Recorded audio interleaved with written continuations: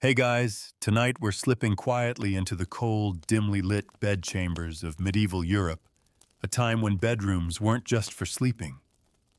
Imagine wooden floors creaking under filthy bare feet, heavy bed curtains holding in the scent of sweat and smoke, and firelight flickering over tapestries depicting saints, demons, and questionable moral choices. There's a dog snoring at the foot of the bed, a pot of urine tucked beneath it, and someone watching you from the corner, possibly the priest, possibly not. Either way, you're not sleeping alone. You're never sleeping alone. Because this isn't just about beds or sleep. It's about survival, power, punishment, and sometimes bizarre superstition. From bloodletting in your nightshirt to sleeping with relics in your sheets, tonight's journey will be far from restful. You probably won't survive this if you're expecting sweet dreams. So before you get comfortable, take a moment to like the video and subscribe, but only if you genuinely enjoy what I do here. And if you're new here, I'd love to know, where are you listening from? And what time is it in your corner of the world? Now dim the lights, maybe turn on a fan for that soft background hum. And let's ease into tonight's journey together. You're standing in a peasant's cottage in the middle of the 13th century. It's winter. Your breath fogs the air. There is no fireplace, just a hole in the roof to let out the smoke, but not all of it. The walls are wattle and daub patched with dung. The family pig is snuffling in the corner, and you're about to bed down for the night. No, not in a bed. On a sack of straw shared with your siblings, your parents, and possibly a stranger or two who's passing through. You all lie like logs, shoulder to shoulder, head to toe, or sometimes interlocked like pieces of a miserable, snoring jigsaw puzzle. And you don't undress. Clothes are expensive. Bathing is rare. And you're probably sewn into your undergarments for the season. That's right, stitched in. You'll be cut out of them in the spring, assuming lice or rot hasn't done the job for you. Your nights are broken. You don't sleep all the way through, nobody does. Medieval people typically had what we now call segmented sleep. You fall asleep early, wake in the middle of the night. Some say to pray, others to gossip. Rather have sex or just sit and think. Then you fall back asleep until dawn. It's this middle-of-the-night interlude where many of the strangest rituals unfold. Maybe you're sick. Maybe the village wise woman has been called. She enters the house with her pouch of herbs and something that smells like old leather and vinegar. She tells you to put on a blessed nightcap, yes, literally a cap, because it will keep evil spirits from entering your skull while you sleep. She rubs goose fat on your chest. She murmurs something that sounds like Latin, but probably isn't. And then she tucks a dried toad under your pillow, just in case. Or perhaps you're the lord of a manor slinking back to your solar after a banquet. Your bed is grand, yes, but you still share it. Servants might sleep at the foot. A page boy might be curled on a pallet beside you in case you need a message sent in the night. Your wife sleeps beside you, rigid and silent, because the priest said no coupling during Lent. And it's Lent for about half the year. But no matter. You mutter your prayers anyway, and reach beneath the pillow where a small wooden cross rests, one carved from a splinter of St. Edmund's coffin. You believe it will ward off nightmares and possibly impotence. And if you're a woman especially, one of high birth, your night is hardly restful. Maybe you're a young bride barely past your first bleeding, lying stiff under the weight of expectations. Your sheets are watched literally. In some noble households, witnesses are invited to the bedding. They watch the consummation. Blood-stained sheets are inspected the next morning, sometimes even paraded. Your body is proof of a transaction between families. Your bed is not yours. But even peasants aren't spared. A village girl might be expected to lie with a suitor in her parents' bed with her mother watching, to ensure he does his duty. Consent, it's a foreign concept. Virginity. A commodity, and everyone from the priest to the baker has opinions about what goes on between your legs. Let's say you've made it through your first sleep. The fire has gone out. You wake cold, itchy, and vaguely cursed. You light a rushlight, or maybe just stir the embers, casting red shadows that turn your curtain into a moving shroud. This is the moment where you might check the chamber pot. If you're sick, you peer into it for omens. Yes, urine reading is a legitimate nighttime ritual. Your wife or husband may even bring the pot to a local piss prophet in the morning. Or maybe you pray. Midnight is sacred. The devil's hour. You whisper Ave Marias into the dark. But it's not just God you're whispering to. You might make a little offering milk on the windowsill iron under the bed, just in case the fair folk come looking. You don't want to be taken in your sleep, because people were taken, or so it seemed. Sleep paralysis was a terrifying mystery. You wake frozen and swear something is sitting on your chest. A demon, a witch, a dead relative. The incubus was well known in medieval folklore. He visits women, violates them, leaves them weak, and the succubus does the same to men. So you sleep with iron scissors under your pillow, or a piece of bread stolen from the altar, or your hand on your crucifix. Then again, you might be dreaming of love, but love was dangerous too. Dreaming of a lover could mean possession. Women were warned not to fantasize at night lest the devil exploit their thoughts. Men were cautioned not to spill their seed in dreams. Some believed nocturnal emissions could be used in witchcraft. By the time second sleep comes, your body is tense. Your soul is weary, and you wonder if morning will ever come. But don't worry, you're not done yet. We haven't even opened the door to the monasteries. The monks are already awake. You stir from your second sleep just as the monastery bells toll for matins. The night is not over, it's only deepening. In the cloistered world of monks and nuns, nighttime is a sacred cycle of waking and praying. No tossing and turning, no muttered curses under woolen blankets. Instead, a strict timetable. Matins, lauds, and eventually prime. 7 canonical hours and several happen in the dead of night. You're cold before you rise. Your cell is stone, your blanket thin, and your cot little more than a plank. There's no mattress, just straw stuffed into a sack, and it smells of mildew. You fumble in the dark for your robe, careful not to wake the brother in the cell next to yours. Silence is absolute. Talking is forbidden, even if you stub your toe on the threshold. You wouldn't be the first to lose one to frostbite. And yet some monks fear silence even more than sin. Because when the church is still, other things speak. Whispers, scratching sounds. The devil moves quietly in monasteries. Nightmares are frequent sleepwalking, not uncommon. Some blamed impure thoughts. Others blamed spirits.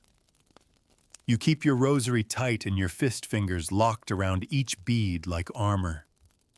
By candlelight, you gather with your brothers in the chapel. Your breath rises like incense in the bitter air. The chant begins low, rhythmic, hypnotic. This is how monks and nuns fought off the temptations of the night. Prayer as defense. But even here, temptation seeped in. Many monks confessed to sensual dreams, and not always dreams. Masturbation was a sin, of course. But confessions tell a different story. Some monks punished themselves harshly after nightfall. Self-flagellation with knotted cords, sleeping on stone floors, binding their genitals with twine before bed. One brother reportedly fastened a chain around his thigh each night to quell desire. Another lay on thorns hidden beneath his sheet. And then there were the visions.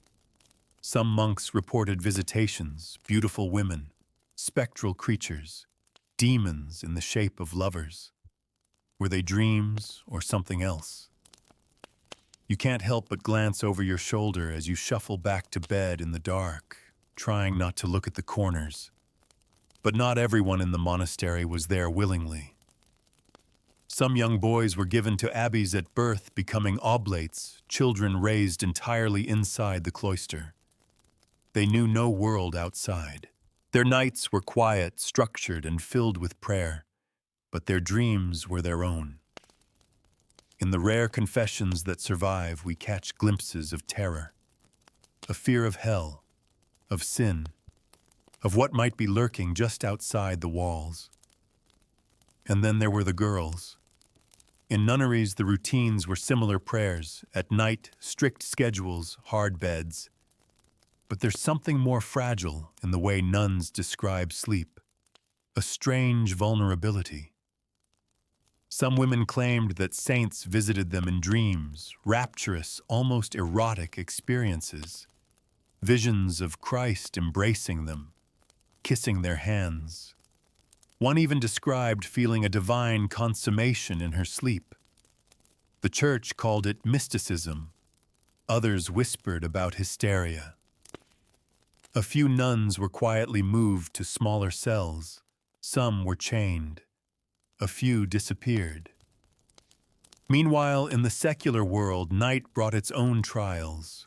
If you were pregnant in medieval Europe, the bedroom became a battleground. Sleep was dangerous. Nightmares were omens.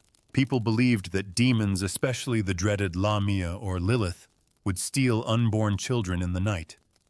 So you tied amulets around your wrist, wove herbs into your pillow, placed holy water near the bed.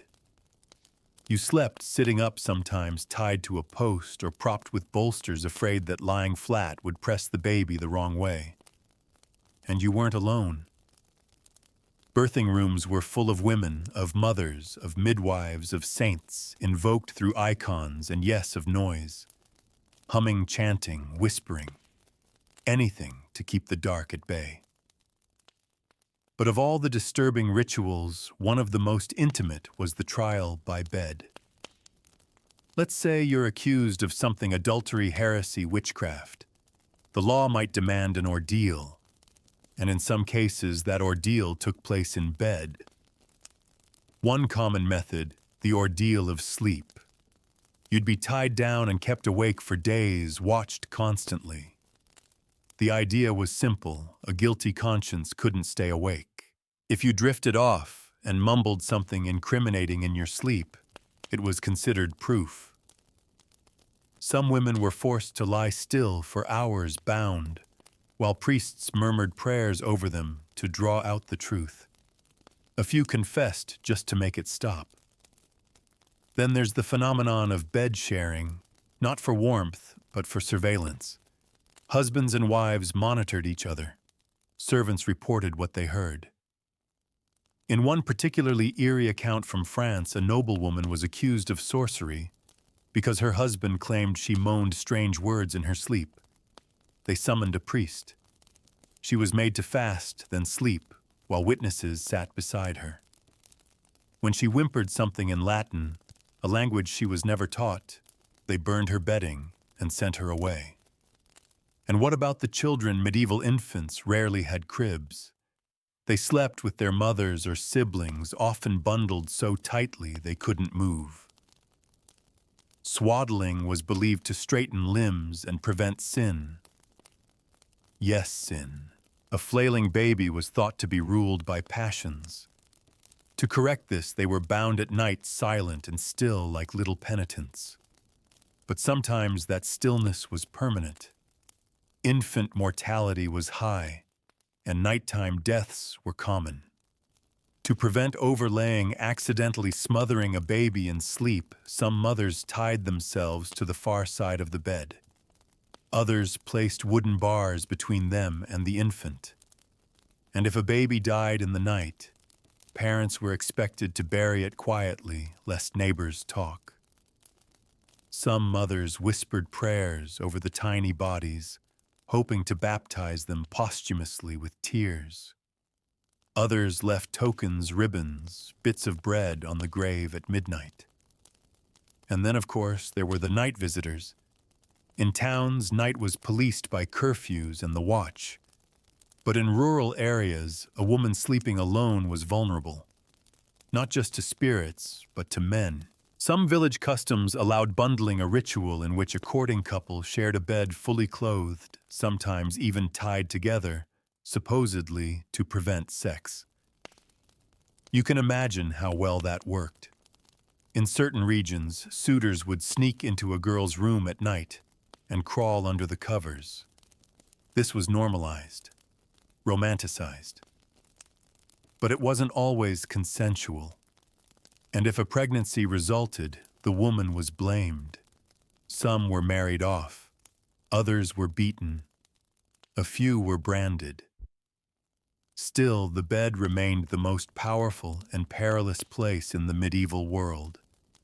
A sacred space, a site of judgment, and a gateway to both ecstasy and terror. And we're still just getting started. The fire is dying again. You're back in the peasant's cottage. Outside, a dog howls in the distance. Whether it's warning of wolves or witches, no one knows. Inside, the darkness presses in like a wet cloth. Your breath smells like onions and fatigue. You haven't bathed in weeks, and neither has anyone else in the room. But you're not alone in the dark, not really. Someone always watches. In the 14th century, even the act of sleeping could be surveilled, judged, interpreted. Tonight, a traveling friar has stopped by the village. He's sleeping near the hearth, and before bed he tells a story. He speaks of a woman who slept with her back to her husband, a subtle sin. To turn one's back was to deny warmth, companionship, and God. The friar says that in her sleep she muttered curses. The next morning she woke with a dead tongue. No priest could help her. Beware what you say in dreams, he warns. In medieval Europe, the line between the dream world and the waking world was porous. Dreams were not dismissed as random or private. They were treated as messages, revelations, accusations. What you muttered in sleep might be held against you. What you dreamed could be used as evidence. The church documented dreams meticulously, especially when they involved devils or saints. A nun dreaming of fire might be suspected of lust. A peasant dreaming of wolves might be accused of sorcery. You close your eyes anyway. But even in dreams, you're not free, because your bed might contain more than you. Lice, fleas, bedbugs, these were constant companions.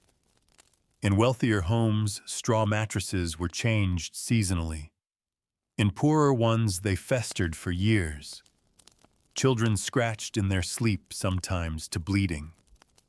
It was common to wake with bites, scabs, or in bad cases, sores that never quite healed.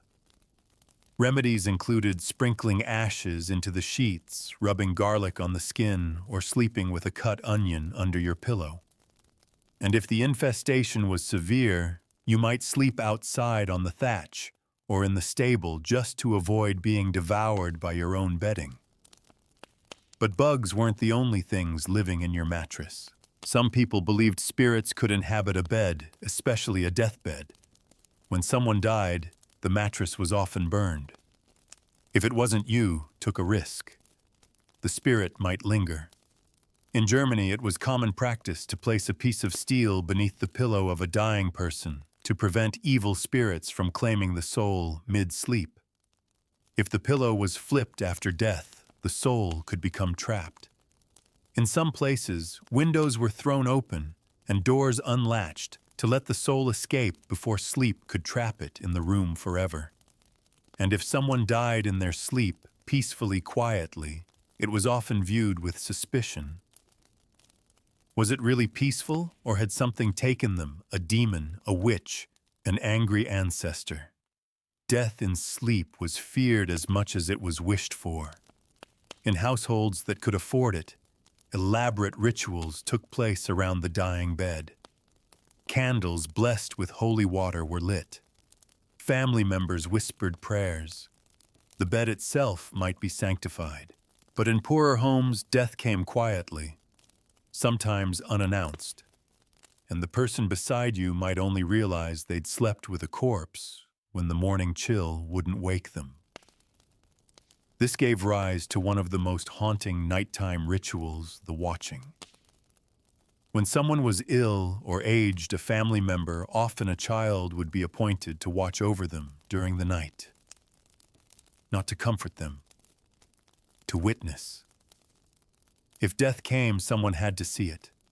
Someone had to speak the prayers. It was believed the soul could become lost if no one marked the moment. And sometimes it wasn't death that was feared, but resurrection. Stories spread of corpses rising from beds. The Nachzehrer, a German vampire-like figure, was said to chew on its burial shroud while lying in the grave, bringing plague and death to those it had loved in life. To prevent this, some families stuffed a brick into the mouth of the dead before burial. Others bound the jaw, even after rigor mortis, with coarse cloth, just in case. But let's pull back from the grave for a moment. Not all nighttime rituals were about death. Some were about desire. In medieval Italy, young women seeking love would sleep with a piece of bread baked with their own urine beneath the pillow. The belief that it would draw the man they loved into their dreams and their arms. In France, a woman might drink an herbal concoction before bed to summon a vision of her future husband. If the dream was clear, the marriage would be two. If the dream was muddy, the match was cursed. But sometimes dreams were more practical.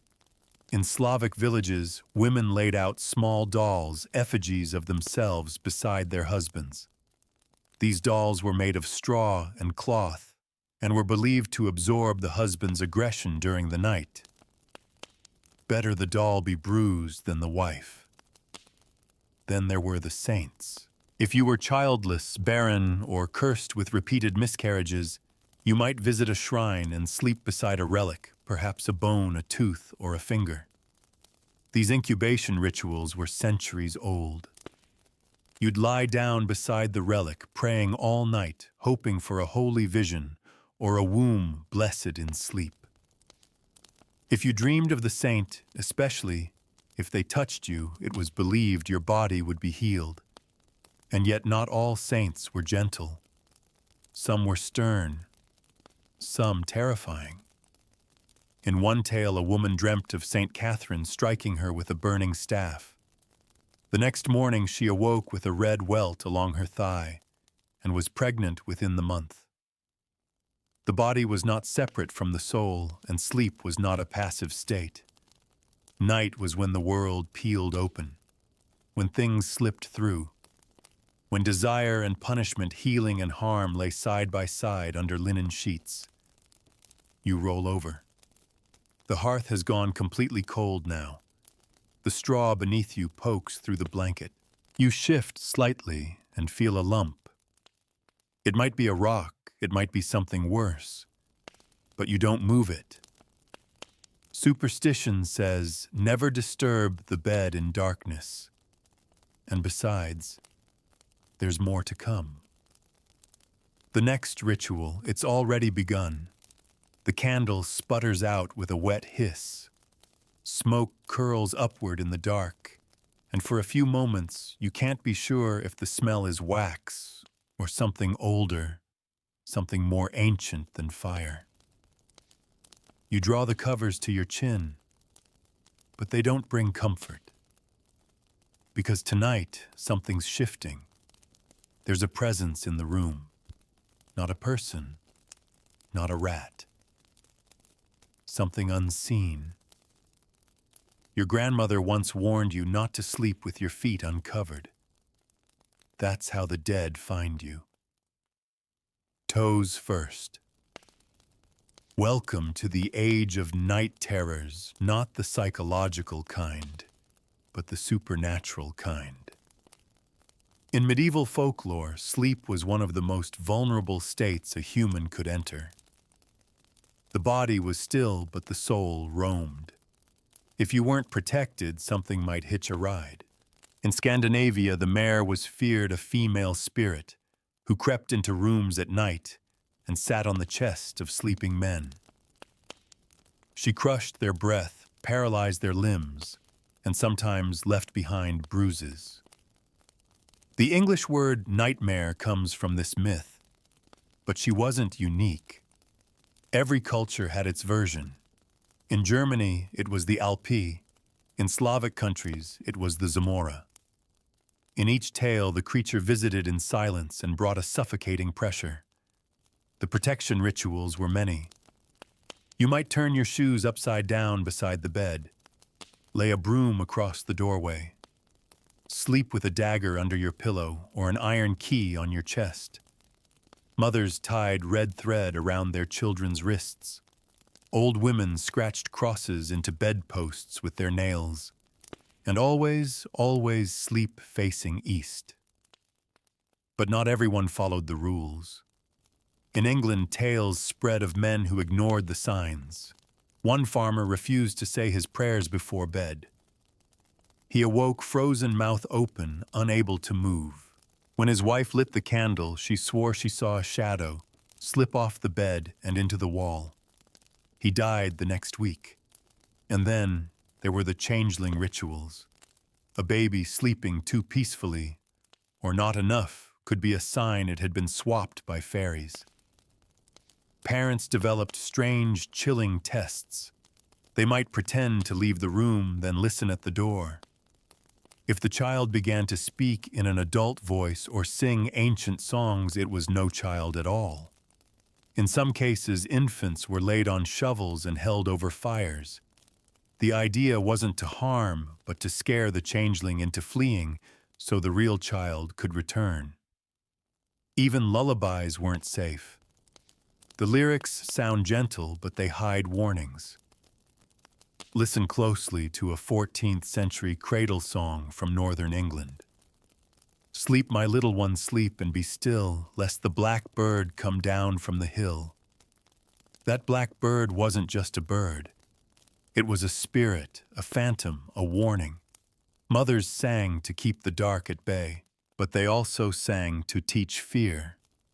And if your house was old, older than the village, older than the church, you might inherit its spirits. Some medieval homes were believed to hold memories. Not just ghosts, but habits. A room that remembered violence might pass it on. A bed where someone had died violently might cause bad dreams for years to come. So people performed purifying rituals. They sprinkled salt in the corners, lit herbs at nightfall, burned bundles of yarrow and mugwort beneath the mattress. And when salt wasn't enough, they called the cunning folk wise women or magical men. These weren't priests, though many claimed holy roots. They were herbalists, charm makers, and dream interpreters. For a price, they'd sleep in your bed, listen to the whispers of your walls, and leave behind a protective talisman. But protection came in strange forms. One popular charm was the bed bone, a small animal bone typically from a chicken or rabbit wrapped in cloth and tucked into the pillow. It was said to absorb sickness and spiritual attacks. If the sleeper began to feel ill, the bone would be removed and buried, never burned. Fire would release what it held. In other cases, people used witch bottles. These were hidden beneath floorboards or inside bed frames. Made of glass or stone, the bottles contained nails, urine, hair, and pins. The theory: They lured curses away from the sleeper and trapped them in the jar. Many of these bottles have been discovered centuries later, still sealed, still ominous. And then there was the ritual of bed rotation. If someone in the household was suffering from repeated nightmares or illnesses, the entire bed might be turned, literally moved to face a different direction, sometimes with the head where the feet once were. This realignment was meant to confuse the evil spirit who would come searching in the old position and miss its target. Families who couldn't afford a full repositioning might just flip the mattress. But what if none of this worked? Then came the confessional dreams. If your sleep continued to be plagued, you were brought before the priest not to confess what you had done but what your dreams had shown. Were you being punished? Warned, tested in some monasteries, dream interpretation was an official role. A monk trained in visions would listen and tell you if your night wanderings meant sin, sanctity, or damnation. Sometimes you were told to fast, to sleep without food to clear the soul. Other times you were told to perform a vigil no sleep for 24 hours. Keep watch by the church door. Hold a candle. Recite the Psalms. Let exhaustion cleanse you. Sleep was never just sleep. It was labor. It was danger. It was ritual. You shift in the straw again, pressing yourself deeper into the itchy fabric. You imagine the position of your feet, your head, your hands.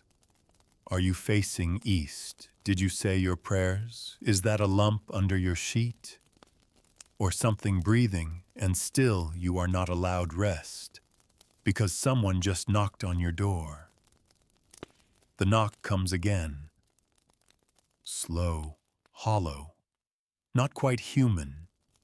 You freeze beneath your blanket, not because you expect a friend no one visits after curfew. In most medieval towns, the gates are locked at sundown, the night watch makes its rounds, and honest people are supposed to be asleep. So anyone knocking now, either terribly brave or something else entirely. In some parts of rural Europe, this knock was known. They called it a corpse knock, a hollow rap that came just before someone died. A warning. You weren't supposed to answer. In fact, you weren't even supposed to move. If you stirred, if you looked at the door, it might know you were there. So you keep still. The knock fades. But now you're wide awake, listening to the night the way medieval people did, with full attention. Because night was not silence. It was full of sounds coughing from the next room, dogs barking outside, the creak of roof beams, the crackle of dying fires, the hoot of an owl, or the long, bone-deep scream of a fox that just for a moment sounds very much like a woman. And if you're lucky, you go back to sleep.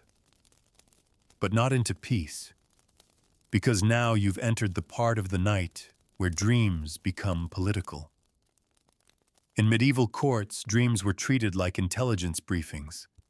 Kings and queens recorded them. Advisors analyzed them. If a monarch dreamt of snakes, a rebellion was brewing. If they dreamt of floods, war was near. Some kings even kept personal dream interpreters. One French lord in the 14th century famously postponed a battle because his dream showed a black bird pecking out his eyes. When he ignored the dream days later, he died from an arrow through the face. But it wasn't just royalty. Ordinary people recorded their dreams too when they could write. And when they couldn't, they told them to priests. Whole books were devoted to dream interpretation. Dreamt of milk fertility, of broken teeth, betrayal, of fire, sometimes purification, sometimes lust, sometimes divine anger. It depended on who you asked and what you were willing to confess. And that's the trick. Dreams were moral tests. You didn't just ask what you dreamt, you asked why. What did it reveal about your soul, your sins, your secrets. So even the simple act of sleeping became a stage. You were always being watched by your neighbors, by your confessor, by your God. But what if you didn't want to dream? Some people sought dreamlessness, blessed sleep free from visions. Monks drank teas made of lettuce and wild poppy. Poorer folk stuffed lavender and chamomile into their pillows. A few tried more dangerous methods, drinking lead-infused wine or inhaling smoke from datura leaves. These were poisons, but small enough doses could knock you out. The risk was death. But for those plagued by nightly visions of demons or tormenting memories, it was a risk worth taking. There were even incantations for dreamlessness. One old English charm instructed the sleeper to recite, "I bind my breath, I bind my sight, I lock my soul this holy night." Then they'd trace a cross on their chest, lie on their back, and not move again until dawn. But of course, most people didn't sleep alone. Even in castles, privacy was a luxury. Servants slept in side chambers. Pages slept on pallets. Guards rotated shifts through bedchambers. Curtains around the bed weren't just for warmth, they were for illusion. Behind them, secrets lived. Take the ritual of the warming maid. In noble households, it wasn't uncommon for a young servant girl to be sent ahead to warm the master's bed. She'd lie beneath the covers until the lord arrived, then be dismissed, supposedly. But in some cases, she stayed. This was both custom and unspoken expectation. Many girls became pregnant this way. Some were quietly married off. Others sent to nunneries. A few vanished entirely. And if a child resulted, things became even murkier. In some courts, a nobleman's bastard was still raised in the household. But among peasants, it meant scandal. Families might stage public cleansing rituals, bathing the girl in the river at dawn, making her walk barefoot to church, or worse, laying her on a cold stone overnight to cool the lust from her body. It didn't stop men from returning to her bed. But let's say the bedroom wasn't a place of sin, but of healing. Because healing, too, had its bedtime rituals. One of the strangest involved the bedside leeching. For certain ailments, fever, imbalance of humors, headaches, it was believed the best time to apply leeches was just before sleep. You'd lie back on a stiff board, the leechman would attach the creatures to your neck or temples, and then you were told to lie still. No touching, no crying out. The blood must flow quietly. Then there was bedside bleeding, more dramatic. A vein opened, blood draining into a bowl while you reclined. Afterward, you'd be bundled in thick blankets, given hot ale, and left to sweat out the sickness. Often, a coin or blessed medallion was placed on your chest to guide your soul back in case the bloodletting took too much. And let's not forget the sin stone. In some parts of Wales and Ireland, people believed illness came from hidden sins. To purge them, a heavy stone was placed on the chest of the sick person overnight. They had to lie still until morning. If the stone felt lighter at dawn, the sin was forgiven. If it grew heavier, they were beyond saving. That's how serious sleep was. Not just a break in the day, but a negotiation with forces unseen. You're beginning to feel it now, aren't you? That heaviness in your chest. Maybe it's the weight of the stories. Maybe it's the stone. Or maybe it's just that dawn is still a long way off. The wind picks up outside. A low whistle through the cracks in the walls. The kind of sound that makes you wonder whether it's just air or something breathing. You pull the covers tighter, try not to move too much, just enough to ease the ache in your hips from lying on straw that's more twig than cushion. The scratch of it against your skin is familiar now, like an old irritant you've learned to live with. But you're not here to rest. You're here to understand what it meant to endure sleep in the Middle Ages. Let's return to the manor house. You're a guest tonight, a visiting merchant maybe, or a minor noble. There is no spare room, no private quarters. You've been offered a space in the master's hall where others are already sleeping. No one's speaking, but you can hear the shuffle of feet under blankets, the snort of someone's breath, the soft moan of a dreamer. Bedfellows were common, not just among families, but among strangers. People who'd never met before might spend the night side by side warming each other through a shared body heat pact. Not quite friendship, not quite trust. Just a mutual understanding that freezing was worse than awkwardness.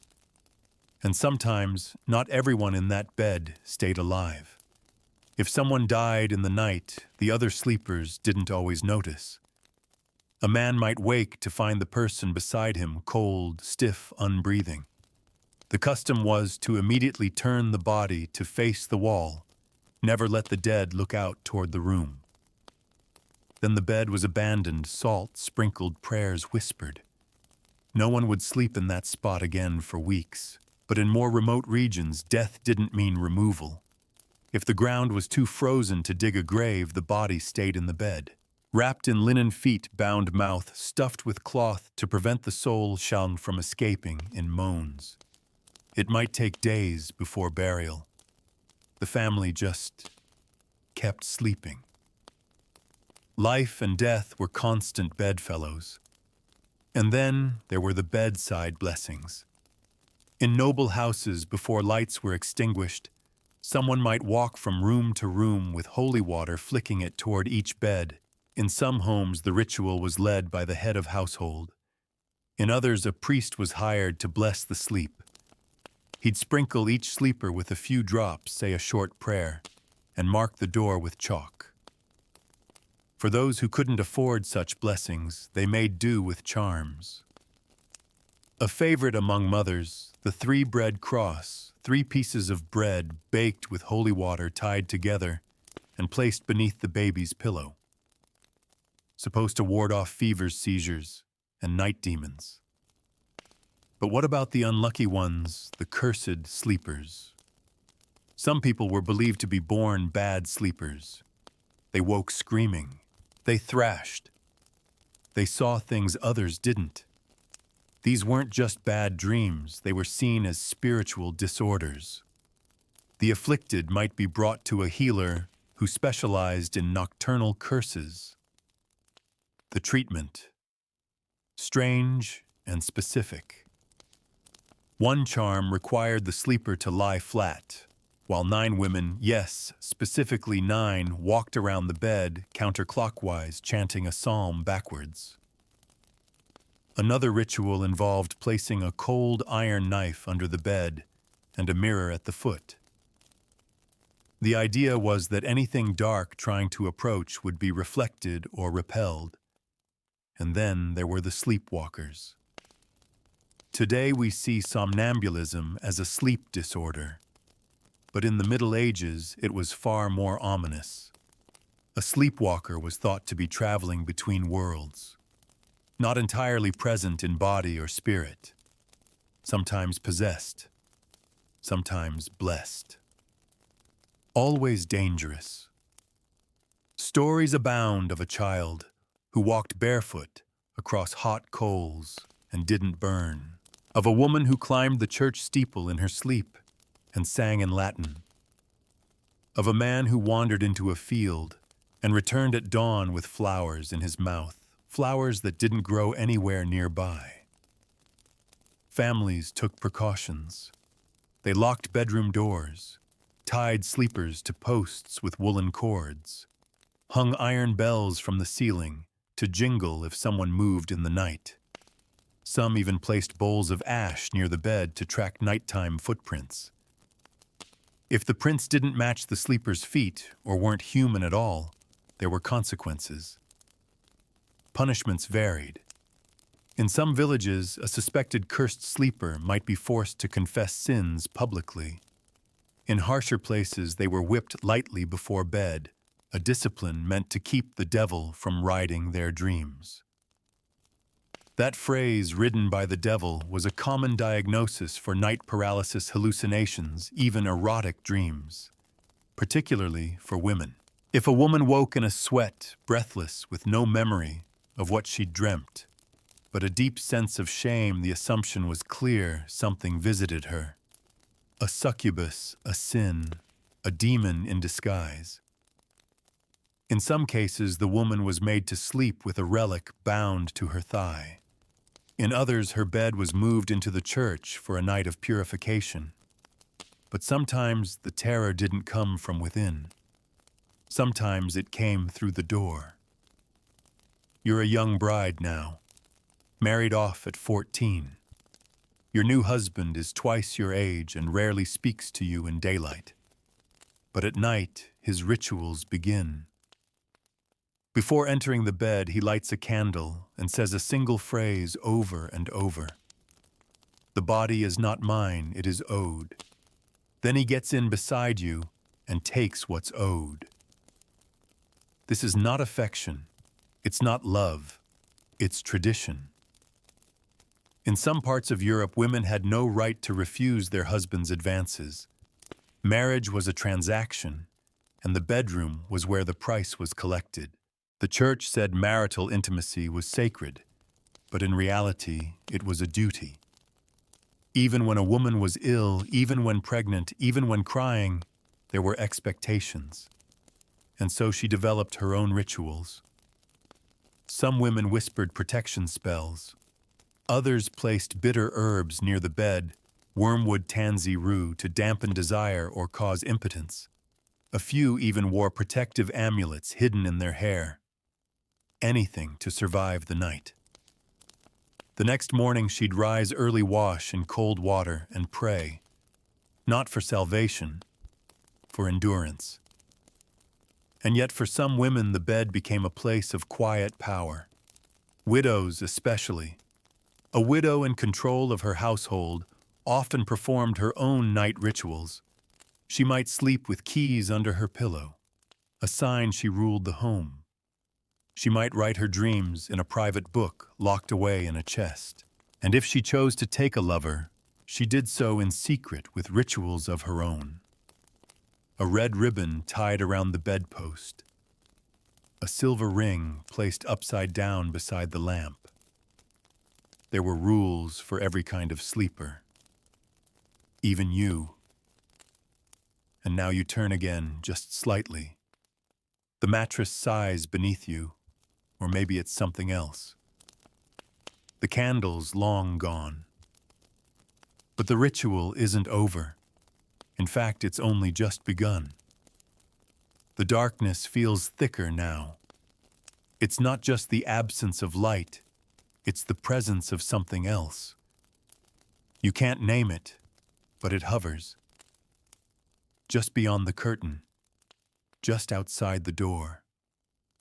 In the medieval world, sleep didn't mark a boundary between safety and danger.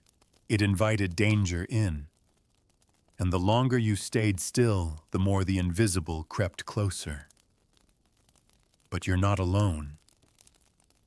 Someone across the hall is stirring.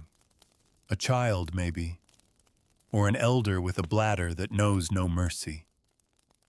You hear the muffled scrape of the chamber pot, the hush of someone trying not to wake the others. Because noise at night meant suspicion. In noble homes, noise after curfew could bring the guard. In peasant cottages, it brought curses. You don't talk after sundown unless you're praying. You don't laugh that invites demons. You don't sing unless it's a lullaby or a psalm. Anything else could be misinterpreted. And those who were misinterpreted, they might end up in the hands of the night priest. Yes, some towns and parishes appointed clergy specifically for after-dark duties.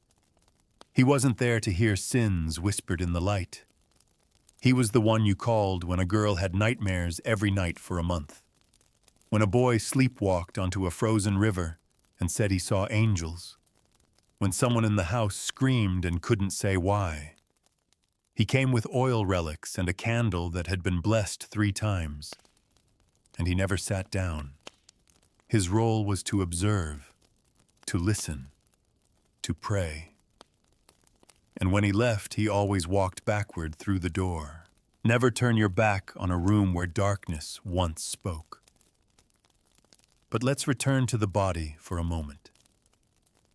Your body.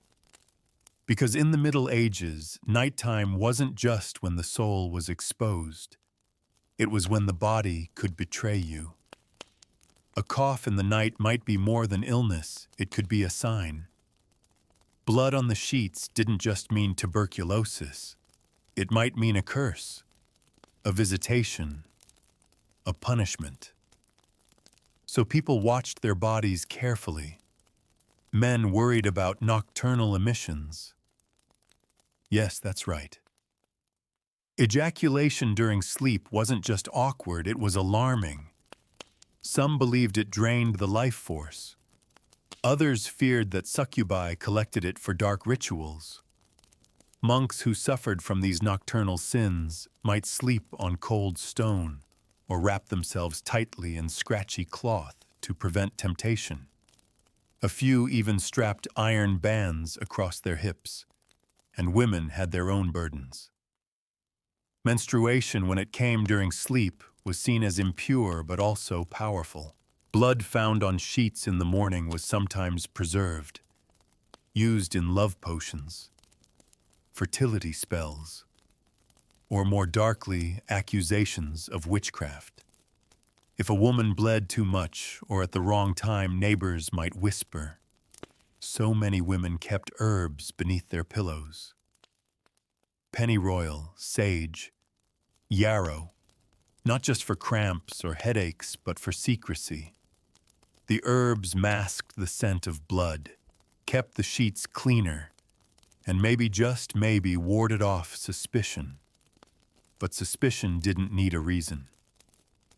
Take the case of the wet pillow.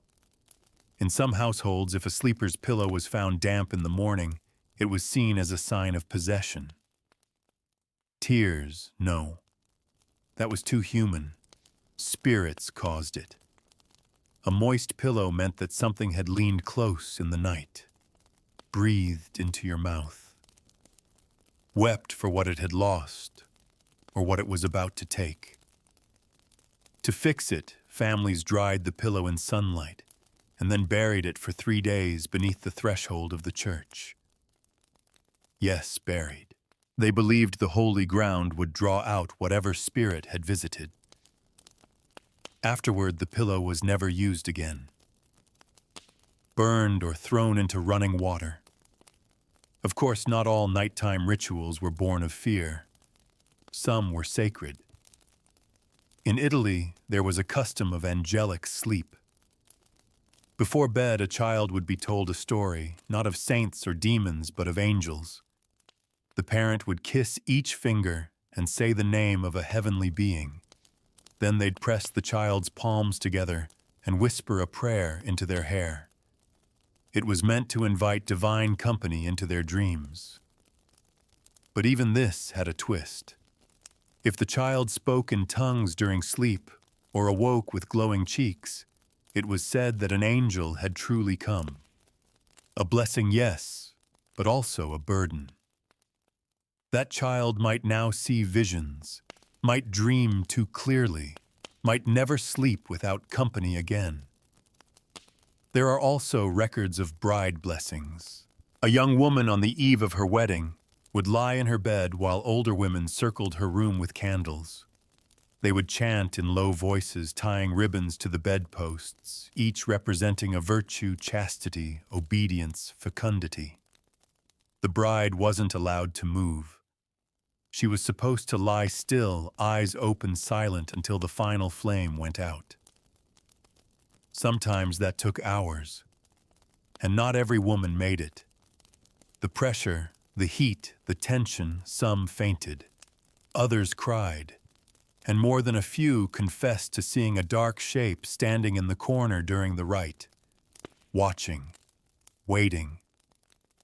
But let's not leave the men out. There was the ritual of the night oath.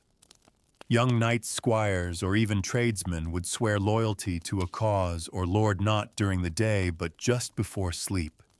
They'd lie in their bed alone with a dagger pointed toward their chest. They'd whisper their oath to the blade, promising loyalty in dream as well as deed. Why the dagger? Because if the oath was broken, it would be the first to know. A few even slept with it in hand.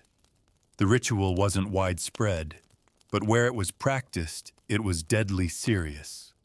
Some men refused to sleep without the dagger near, and if the dagger disappeared, that meant the oath had been accepted or stolen. Now you stir again. The mattress creaks, but not from you. There's something under it, something cold. You try not to think about it, but your toes curl away from the edge just in case. Above you, the rafters groan. The wind whistles again. You remind yourself it's just wind. And yet, something shifts. You've made it through another hour of night, but you're far from safe. The rituals continue. You're sweating now. Not because it's hot, far from it. The air is cool, heavy with the smell of soot and something vaguely metallic. You can't place it, but it clings to your nostrils like a warning. Your body wrapped in coarse wool is damp from within. The mattress is lumpy and damp beneath you, the straw patchy from years of compression. You shift, hoping for relief. None comes.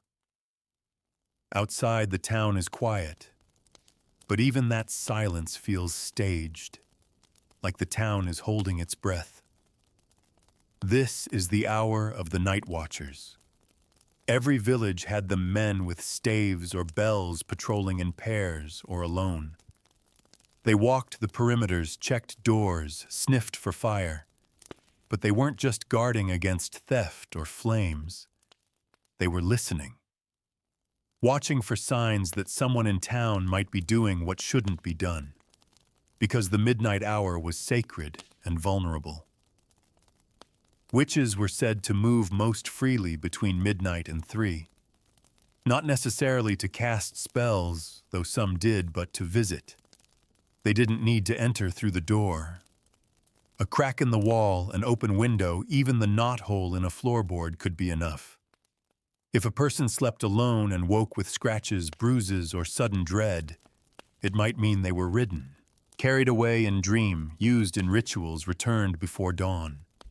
Men reported waking in haylofts they didn't fall asleep in. Women found mud on their feet despite locked doors. One man in Hungary swore he awoke with feathers in his mouth and no memory of how they got there. The solution, bed chalking. A protective circle drawn in chalk or ash around the bed, sometimes including sacred symbols or words. The sleeper was forbidden to break the line. If they did, the protection failed. More elaborate versions required sprinkling holy water on each corner of the bed frame while reciting a psalm backwards. In one region of northern Italy, sleepers hung onions tied with red thread over their heads, onions to absorb evil red thread to trap it. And if those failed, you'd see the signs. Eyes ringed with purple, teeth grinding until they cracked, a scream in the middle of the night and silence afterward. But there were more acceptable nocturnal rituals too, ones the church blessed. In certain abbeys, monks practiced vigil dreaming. They'd fast for a day, then sleep kneeling, hoping for visions. Some believed that dream revelation was holier than waking insight. These monks recorded their visions of angels, of saints, of cryptic symbols that only years later were thought to foretell plague or war. Some of these visions became scripture. Others were banned. One monk dreamt of a great red beast rising from a river, carrying a baby in its jaws. He wrote it down, sealed it, and it wasn't found until decades later. No one knew what it meant. But the town where he lived flooded 2 years later, killing half its children. Coincidence, maybe. Maybe not. But even outside the monasteries, dreams were currency. In some courts, dreams were traded. That's right, traded. If you had a dream about someone, you could tell them, and depending on what it was, they might owe you something. A good dream could be rewarded with coin, bread, or favor. A bad one, you might be paid to keep it quiet. Some nobles kept dreamers close, offering a bed in exchange for early warning signs from the subconscious. One lady-in-waiting was kept in the queen's chamber specifically because her dreams were believed to be prophetic. She once dreamt of the queen's miscarriage before it happened. But dreams could also be used against you. Accuse someone of dreaming of the devil, and you could put them on trial. Inquisitors sometimes interrogated people about their sleeping thoughts. Did they ever dream of flying, of drowning, of wolves? Each symbol had meaning. Flight meant pride. Drowning meant secrets. Wolves meant hidden desires. And desire, especially of the erotic kind, was often punished even in dreams. If a woman confessed to having inappropriate dreams, she might be sent to the confessor 3 times a week, given bitter herbs, forced to wear a sackcloth nightdress soaked in vinegar. One nun wrote in her journal that she was made to sleep standing up in a box for a month. So that the devil may not find her resting flesh, the abbess reportedly said. But not all nighttime rituals were so harsh. Some were tender, even hopeful. In Wales, couples newly engaged were encouraged to share a bed, not for sex, but for breathing. They were to lie still, eyes closed, and match their breath until they fell asleep. It was believed that synchronized breathing helped align their spirits, that if one died early, the other would feel it in their dreams, and in parts of Bohemia, lovers left small objects under each other's pillows. A ring, a carved button, a flower pressed flat. If the object was warm in the morning, the love was true. If it was cold, the love had cooled. Superstition. Sure, but also something more. An understanding that beds were thresholds between life and death, between waking and sleep, between truth and illusion. So much so, in fact, that some people took it a step further. They practiced trial sleep, literally testing their fates through the night. A person facing a great decision, marriage, war, betrayal, might perform a sleep test. They would lie in bed between 2 candles, each marked with a symbol. One for yes, one for no. The candle that burned longer through the night held the answer. But they had to remain awake until one extinguished, lest the spell break. Another version used animals. A person would sleep with a black hen in the room. If it clucked once during the night, the answer was yes. If it remained silent, no. And if it died by morning, the answer wasn't meant to be known. Yes. Really. And if you think that's strange, just wait. Because some people didn't just wait for dreams, they summoned them. That's right, dream summoning. There were entire books written on it. Manuscripts with exact recipes, what to eat, what herbs to inhale, what direction to lie in. Want to dream of a lost loved one? Burn rosemary and thyme. Want to meet your future spouse? Sleep with mugwort under your pillow and your boots pointed toward the door. Want to speak to God that required sacrifice, fasting, celibacy, a room without light, and absolute silence for 7 days. On the 8th, you lay down blindfolded and waited. Not many people completed the ritual, but those who did, they claimed their dreams never left them. And now neither do yours. You close your eyes, not to sleep, but to listen, because the night is still speaking, and it hasn't told you everything yet. Something shifts in the ceiling. Not a beam, not the wind, a different kind of sound. The weightless creak of something stepping lightly above your head. No one should be up there, not at this hour, not in this house. But you don't rise. You don't speak. Because in the medieval night movement invites attention. And you've heard enough stories by now to know attention after midnight is rarely holy. The sound fades. You lie still. Your hands are clammy, your legs stiff. The damp of the bed has sunk into your bones, and the coarse blanket feels like sandpaper against your skin. Still, it's better to stay wrapped than exposed. You remember what your mother told you: never sleep with your back to the door. Never point your feet at it. And never, never leave your mouth open.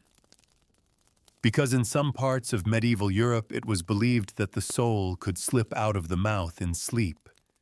If the door was open, it might wander.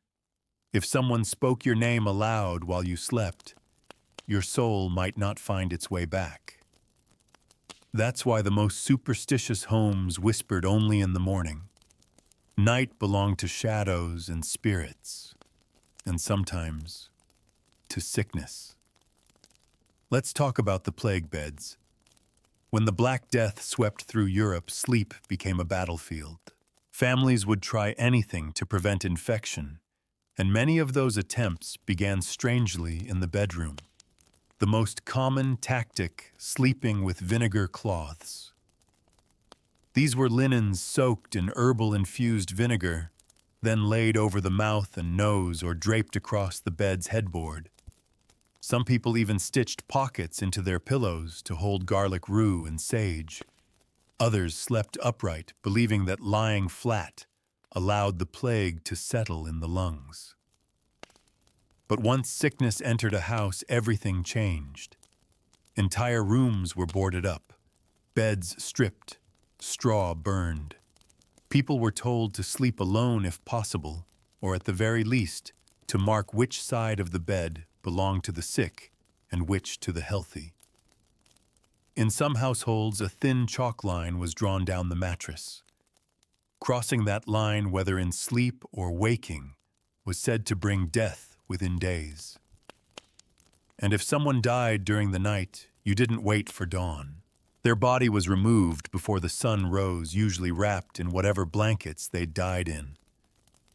The mattress was dragged outside and burned, but not the bed frame, not always. In poorer homes, wood was too valuable, so the same frame might be reused again and again, holding death each time. To purify it, families would hammer iron nails into the corners and scratch a cross beneath the headboard.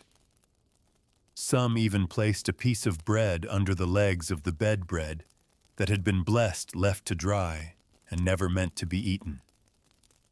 Bread for the dead.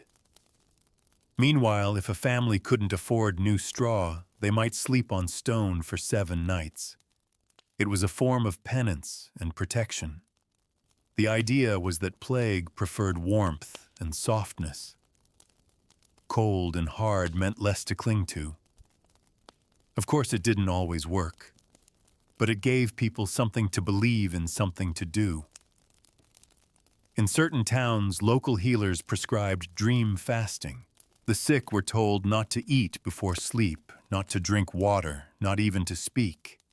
If they went to bed clean, empty of thought, hunger, and sin, they might receive a healing dream, a vision of the right herb, the right saint, the right next step. Sometimes it worked. Most of the time it didn't, but when it did, they remembered.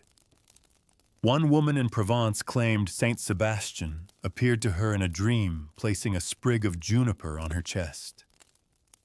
When she woke, her fever had broken. The dream was written down by a local monk, then copied, translated, and passed between households like a secret recipe. It became ritual before sleep, a sprig of juniper under the tongue.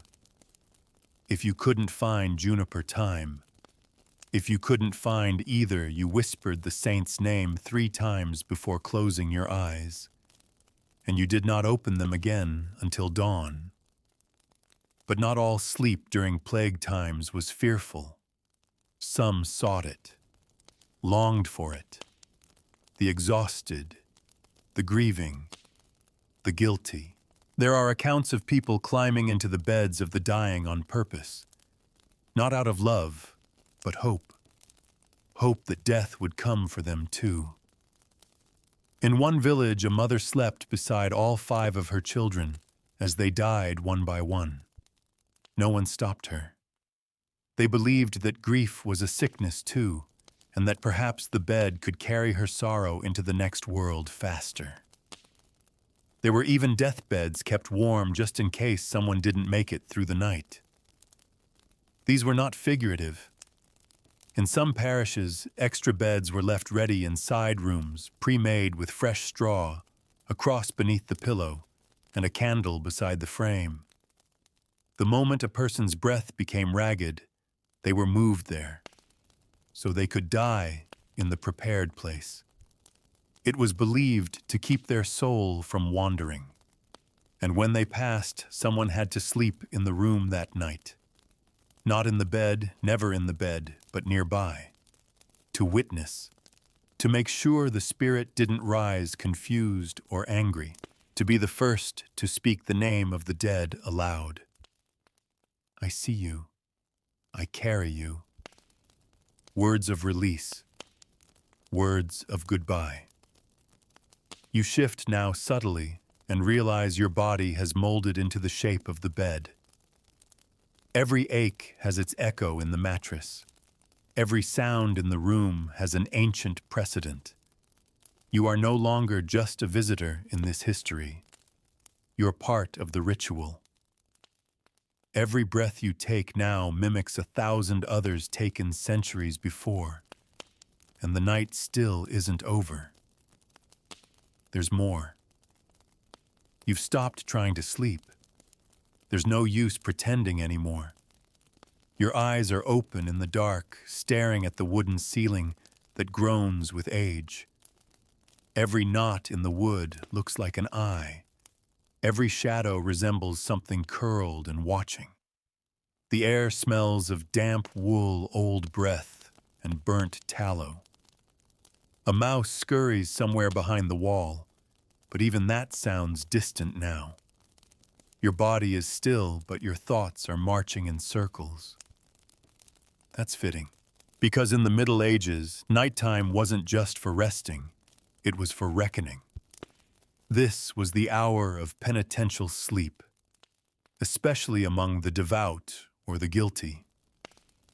There were entire rituals for preparing your body to suffer while unconscious.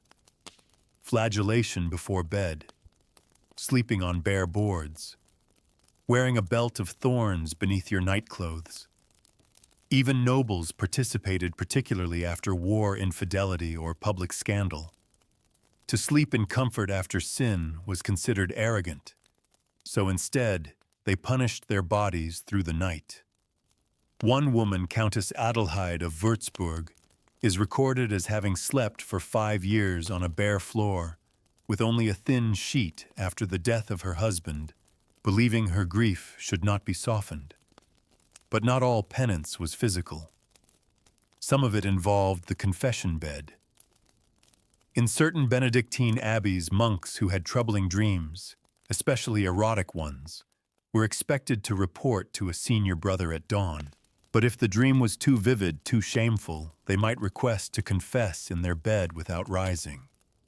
The confessor would sit on a stool beside the mattress, listen, and pray silently. No eye contact. No judgment. That was the idea anyway. But some records hint at rituals that crossed lines.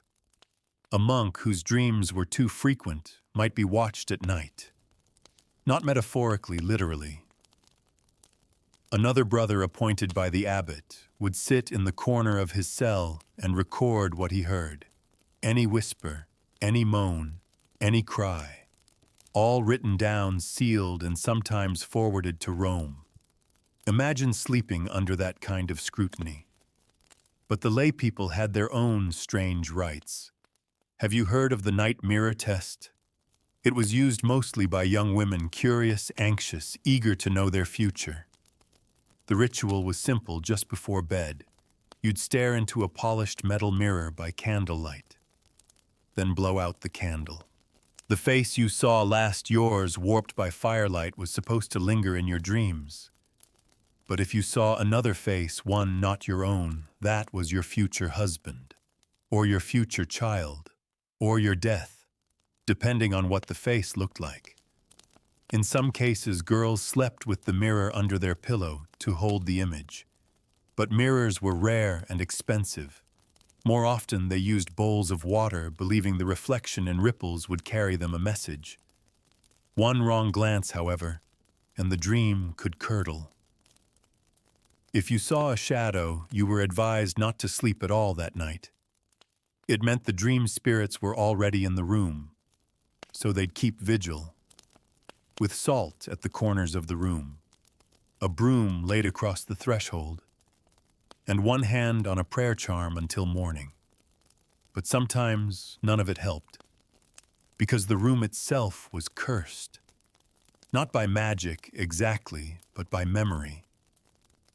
There are stories of unquiet rooms, chambers, that held echoes of violence, betrayal, or grief.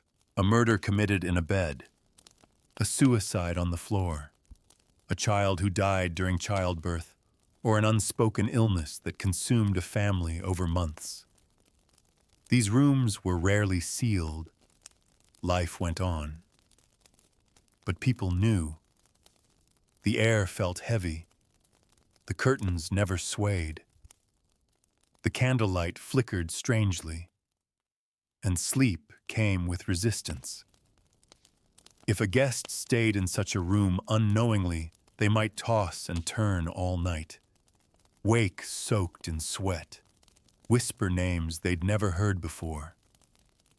One account from a priory in York tells of a visiting scribe who wept in his sleep for 3 straight nights, despite having no memory of why. When questioned, he said he kept seeing a child's hand reaching toward him in a dream. The priory sealed the room after that, for 30 years. But not all beds were dangerous. Some were sacred. Let's turn to the birthing bed. Not just a place of labor, but of ritual. Before a medieval woman gave birth, the bed itself was prepared with care. Sheets sprinkled with herbs, lavender, sage, marjoram. A crucifix stitched into the headrest. In wealthier homes, relics were even sewn into the mattress, pieces of bone teeth, or cloth taken from saints. Women in labor were not left alone. They were surrounded by other women, midwives, mothers, aunts, neighbors, and the door was barred not to keep people out, but to keep spirits from entering. No man was allowed near once labor began, not even the priest. He waited outside unless things went very wrong. If a woman died in childbirth, the bed was considered tainted.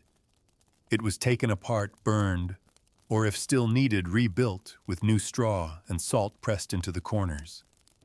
The frame was washed with vinegar, blessed, and turned so it faced a different direction. Some midwives claimed the soul of the woman lingered, and it was dangerous to reuse the bed without proper rites. And what about the child? A newborn didn't sleep alone. For the first year of life, it was common for the infant to sleep in bed with the mother. Not out of sentiment, but out of necessity. Heat, feeding, protection. But this brought danger too. Overlaying was the term for accidental suffocation in sleep.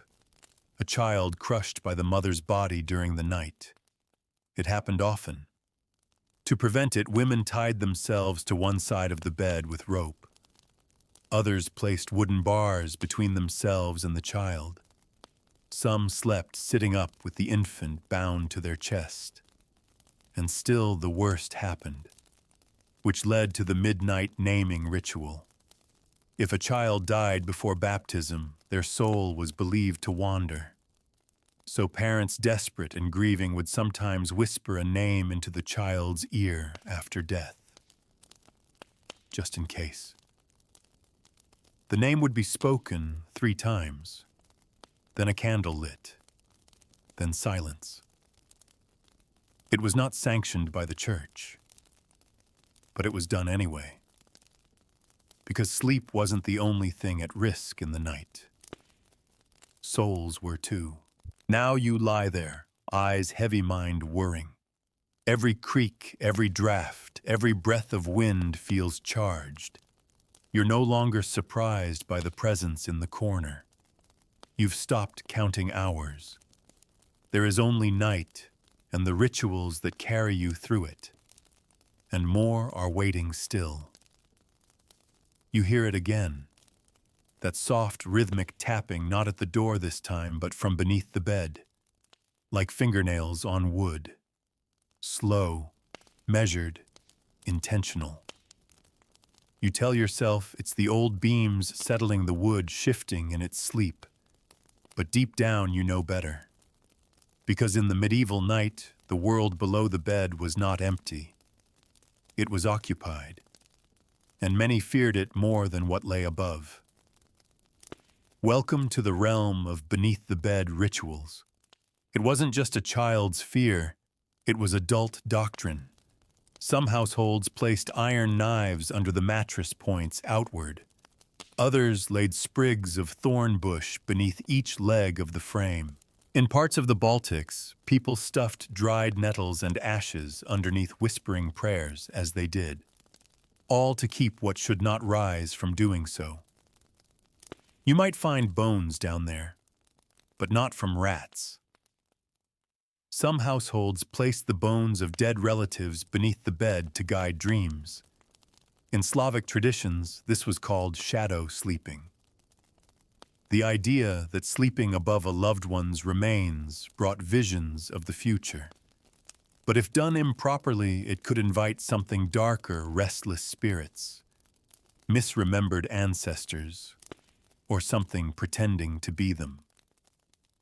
So the bones were wrapped in wool, given honey, and most importantly, never named aloud, because names were power. Speaking a name at night, especially in a whisper, could call that person to you. If they were alive, they might dream of you. If they were dead, they might visit. So most people avoided names after sundown. Parents called their children little one. Lovers said my heart.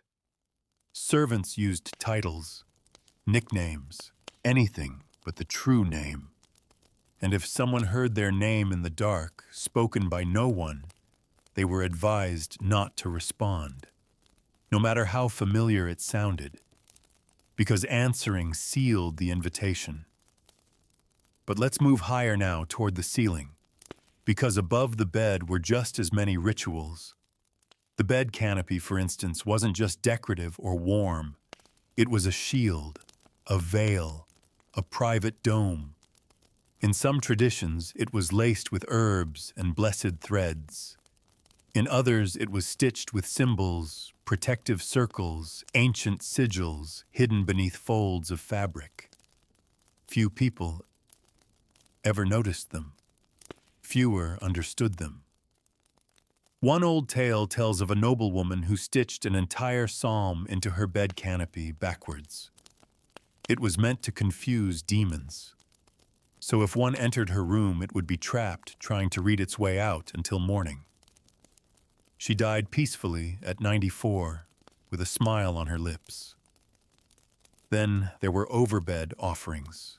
In certain households, particularly in the Alps, families hung baskets above beds.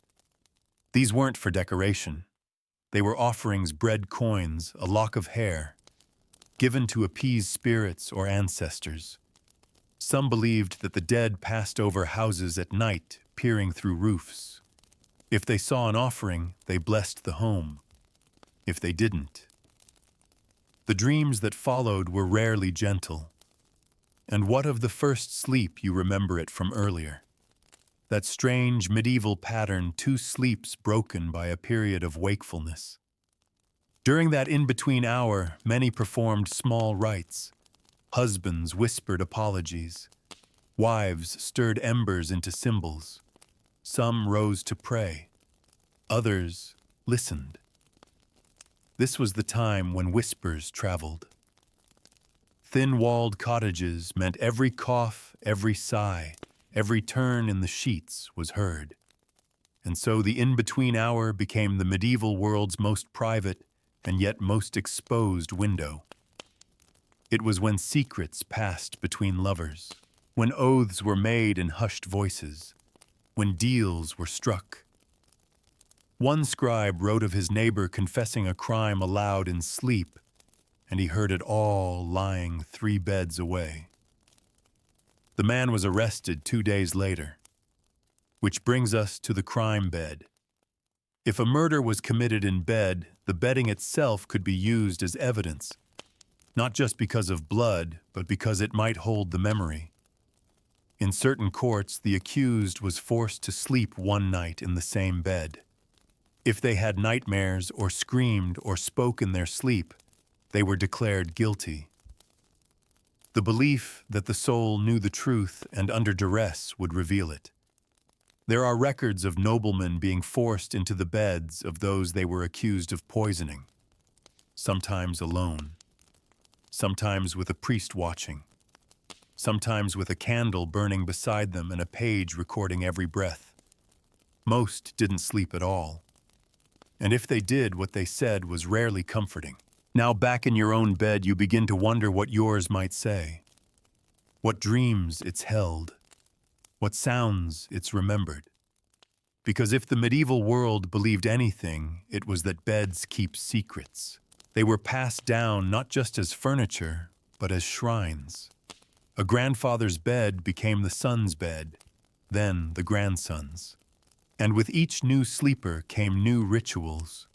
Some added herbs, others scratched initials into the frame. A few carved prayers into the slats beneath the mattress, out of sight, but never out of reach.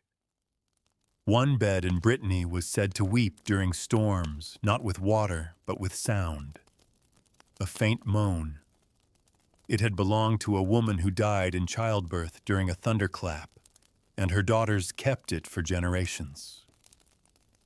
No one dared sleep in it during bad weather, but they never burned it. To destroy it would be to lose the last of her. And so the bed endured, as beds always do. Even now yours waits. It holds your shape. It listens to your breath, and it remembers every night. You've lived every hour. You've feared every dream you've forgotten. It will remember tonight too. And there's still more to come. There's a chill now, not from the wind. The window is still sealed with wax and cloth. No breeze leaks in. But the air has changed. You feel it in your fingertips, first dry, brittle like frost without the sparkle. Then your chest tightens and you become acutely aware of your own breath. Shallow, careful, controlled. You've entered the hour that medieval people feared most. The death hour, between 3 and 4 in the morning. Not quite night, not quite dawn, just a gray space between days.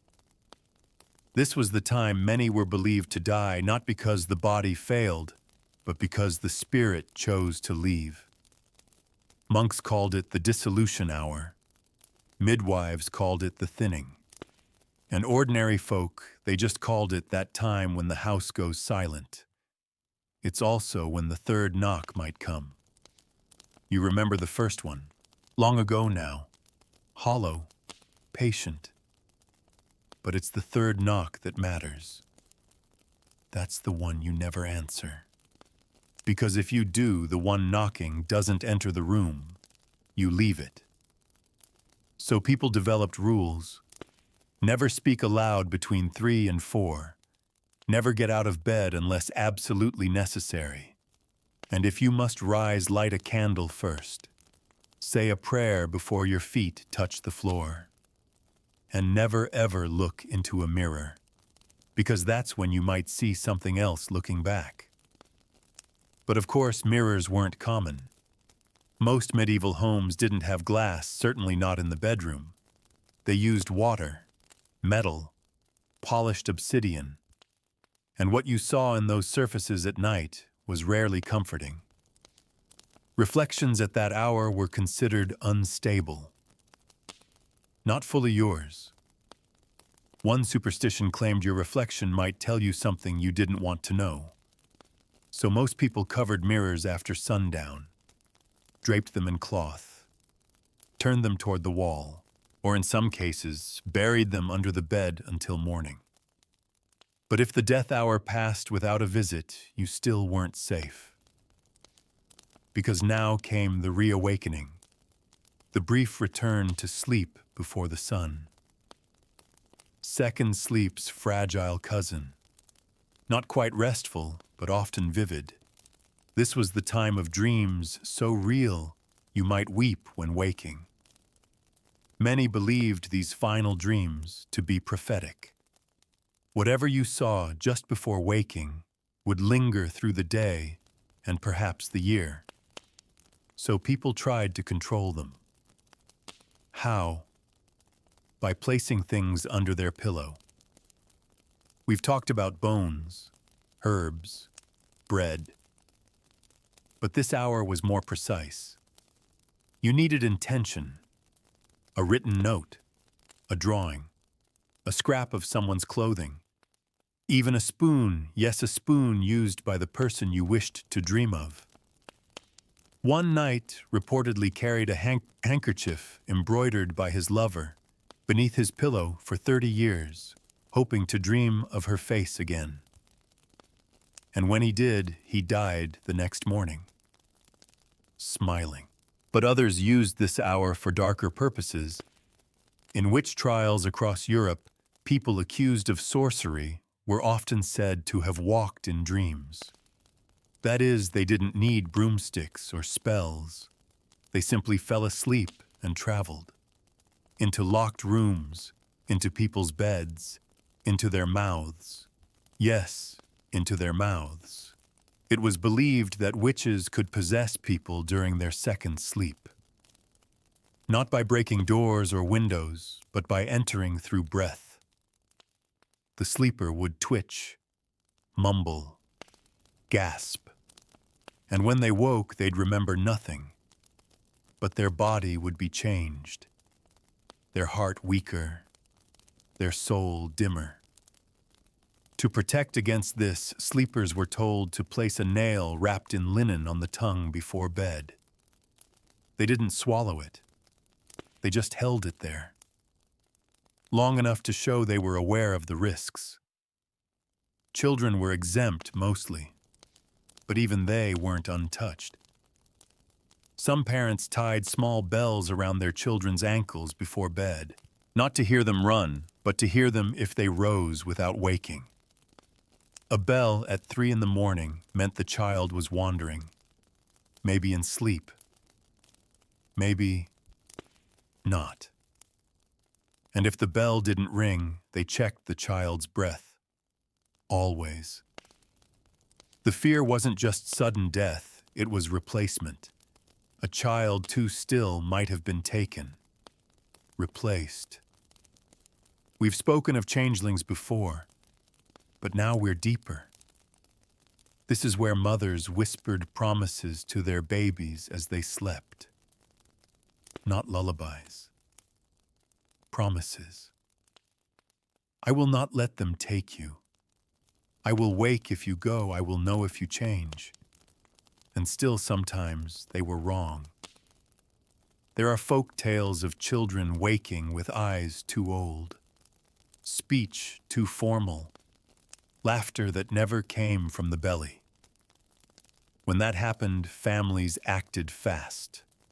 A priest might be summoned, a charm tied to the child's wrist, or in the darkest cases, a test. a lie told to see how the child reacted, because the real child wouldn't know the lie, but the imposter might. Of course, none of this proved anything, but it didn't have to. Nighttime was not about proof. It was about survival. And there were other dangers, too. The firebed, for instance. In winter, families often slept close to the hearth. Not for comfort, but necessity. But with open flame came danger, sparks, smoke, suffocation. So people developed rituals to guard the fire. At bedtime, the coals were banked, covered with ash to smother flames but preserve heat. Then the hearth was spoken to. Not joking. People whispered to it, asked it to sleep, thanked it for the day, warned it not to rise too high. Fire, after all, was alive. In some households, the ashes were sprinkled in a circle around the bedding, a literal line of safety. If come morning the ash had been disturbed by foot, by claw, by anything, it meant something had visited. The bed might be moved, or abandoned altogether. There's even record of one family that rotated beds weekly just to avoid buildup of spiritual residue, which brings us to a final ritual for this hour. The last word. Before falling back asleep, some people whispered a word into the darkness. Not a prayer, not a name, just a single word chosen instinctively. Warmth. Forgive. Return. No one knows why it worked. Only that people believed it gave shape to the last dream, and sometimes to the morning that followed. Now you feel the weight of that silence again. That moment before the second sleep creeps in. Your mouth is dry. Your limbs are still. But your mind is full of images, rituals, dreams, names half-spoken. You think of your own bed, your own dreams, and the dark, waiting stillness between them. The dark is different now. It's not the thick, oppressive blackness of midnight, nor the thin, aching chill of the death hour. This is something liminal, a whisper of light just enough to make the shadows move. You can't see the sun, but you can feel the promise of it. And still, you don't move. Because in the medieval world, this was the most delicate time of all pre-dawn, a moment of transition. And like all transitions, it came with its own rules, its own threats, its own rituals. This was when the threshold spirits walked. They weren't demons, not exactly, nor were they ancestors. They were something else. Guardians, maybe. Watchers. Some called them shades. Others called them listeners. And the belief was this: just before dawn, your words could shape your fate. If you spoke a truth, it would become more true. If you spoke a lie, it might follow you all day. So people stayed silent. In noble households, servants moved barefoot through the halls, preparing fires and bread, but never speaking until the first bell. In peasant homes, the first to rise was often the mother, and her first task, stir the ashes. Not just to wake the hearth, but to scatter any footprints left in the night. Footprints that no one admitted to making. And yes, ashes were used for that. In fact, some families scattered a thin layer across the threshold of the bedchamber every night. Not to catch thieves, to catch spirits. If they passed through, they left marks, tiny ridges, patterns in dust. And if you knew how to read them, they told you where the spirit had stood, how long it had watched, and whether it had left or lingered. Sometimes the marks weren't human, clawed, hooved, or spiraled like something had spun in place. When that happened, you didn't sweep it up. You shoveled the ashes into a clay jar, buried it by the crossroads, and you didn't sleep in that room again until after the next full moon. But in more hopeful homes, the pre-dawn hour was sacred, a chance to start again. Some people rose early just to catch the silver breath, a poetic phrase for the air before sunrise. It was said that breathing it in purified the soul, especially if done in silence. Children were occasionally woken for this, taken outside in bare feet and told to inhale deeply while facing east. Then there was sunbedding. In parts of France and Italy, it was customary to take one's bedding outside at first light on certain feast days, to air it, cleanse it, not just of lice or dust, but of energy. Blankets were draped over fences, sheets hung from trees, mattresses beaten then left to lie beneath the rising sun. Some people even whispered their fears into the folds of the cloth before carrying them out, letting the sun burn away the heaviness of the night. And on these mornings, people examined their pillows. Yes, pillows were studied. Creases, stains, shapes left in the linen. Everything was read like tea leaves. A pillow indented on both sides meant company in your dreams. A dry pillow after tears meant healing. A stain in the shape of a circle meant protection. But a pillow too flat untouched, that meant you had not truly slept, and something else had borrowed your rest. Which brings us to a particularly unsettling ritual, the sleep audit. In some monastic communities, each monk or nun was required to give a morning report, not just of what they dreamt, but how they slept. Did they wake? Did they sweat? Did they hear voices? If they slept too deeply, that was a warning. If they didn't sleep at all, another kind. Patterns were noted, especially during feast weeks or eclipses, and sometimes the data was shared with the bishop, because sleep wasn't private. Not really. It was part of the moral economy. A person who always slept soundly, either very holy or very suspicious. After all, what did they have to hide from? Meanwhile, outside the cloister, people were performing their own checks. Parents hovered over sleeping children, checking for night leavings. That was the term for what we'd now call sleep-talking, sleepwalking, or even nocturnal emissions.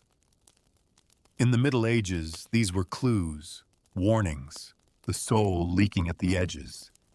Some children were forced to sleep with small leather straps on their wrists, bells attached.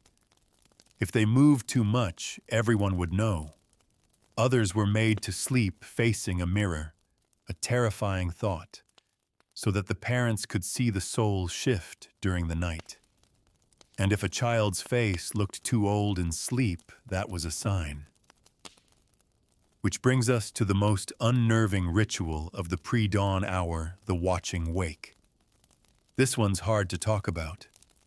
In certain rural areas, if a loved one had been ill or cursed, or simply not right for too long, family members would watch them sleep. But not from across the room, from inches away. They'd sit beside the bed and stare at the sleeper's face candle flickering nearby until the first light touched the floor. They were looking for something specific change.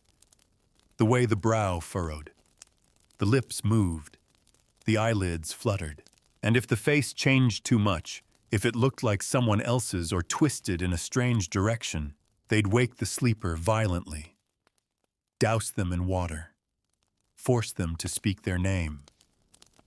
Not out of cruelty, but to anchor them back into their body. And if they didn't wake, you didn't touch them. You tied a ribbon around their ankle, waited to see if they stirred by themselves.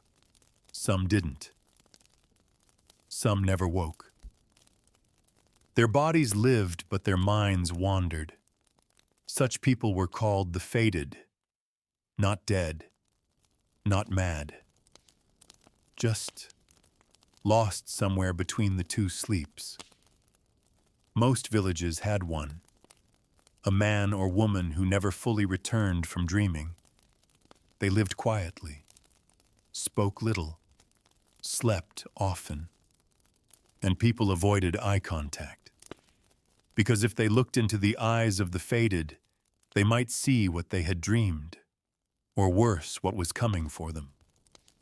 The pre-dawn hour is thinning now. You feel it, don't you? The world around you slowly returning. The walls feel real again. The blanket feels like cloth, not shadow, but the rituals cling to you like dust. Ancient, quiet, unshakable. Because the bed isn't just a place you go to, it's a place you pass through, and soon you'll reach the other side. You think the night is over, but the medieval world knew better. Because just before the sun rises, before the cock crows, before the bread is broken and the bells toll, there is a sliver of time that feels wrong. Too still, too expectant. It's not the safety of morning nor the terror of midnight. It's what they called the glimmering, or sometimes the returning. Not returning to life necessarily, or to warmth, but to body, to consequence. Because while you were sleeping fitfully, dreamily, sweat-soaked and salt-guarded things were happening. And now the world will show you what they've left behind. This is the hour when the bed must be read. In noble homes, servants entered silently. They stripped the sheets and looked, not just for stains or lice, but for signs. Blood was common, whether from a wound, a lover, a new wife, or something stranger. Sheets were inspected like scrolls. Was the mark in the center, near the edge, faint, dark, congealed? Each meant something different. In some courts, these inspections were ritualized. A senior lady-in-waiting might record her findings in a small book. That's right, a book of beds, especially after weddings, illnesses, or visits from important guests. Because a bed could testify. And in a world where written contracts were rare and words were slippery, a sheet could speak volumes. Even among commoners, linen lore mattered. A sheet that tore in the night was considered a bad omen, especially if the tear was along the edge, not the middle. A pillow that fell to the floor without being touched was seen as a warning someone close to the family might die. And if a mattress was found pushed out of place just slightly, it meant a restless spirit had sat beside the sleeper. So families developed rituals for bed resetting. It wasn't just making the bed, it was cleansing it. You didn't just fluff pillows, you thumped them 3 times to drive out residue. You didn't just shake sheets, you snapped them east to west. In some regions, they'd scatter ashes or flour across the sheet after sleep, checking for unusual shapes. A curl, a spiral, a footprint. One woman in Flanders claimed she found a full handprint pressed into her pillow despite sleeping alone. She moved out the next day. But there were more personal rituals too, like the first word. You've heard of the last word whispered before sleep to shape the night. But the first word that was to shape the day. Some families kept a designated phrase, a simple invocation. Grace, peace, safe. Spoken aloud before your feet touched the ground. It had to be intentional. Anything else, mumbling, cursing, sighing, invited bad luck. And yes, if you forgot, there were fixes. You could spin in a circle 3 times. You could knock 3 times on the bed frame. Or you could whisper your name backward into your pillow and pretend the day hadn't started yet. Superstition. Maybe. But this was survival. And speaking of survival, let's revisit the morning beds. We've touched on death before, but we haven't talked about how the living slept in grief. A widower newly alone didn't just crawl back into a cold bed. He had rules, he had rituals. In many regions he was forbidden to sleep in the same room for 9 nights. Some wore black ribbons tied around the wrist, while sleeping to keep the dead from visiting in dreams. Others covered the mirror, darkened the window, and lay on the floor with a stone under their head. Grief was supposed to be heavy. Felt. For women, morning sleep was stricter. A widow might not be allowed to rest on her marital bed at all.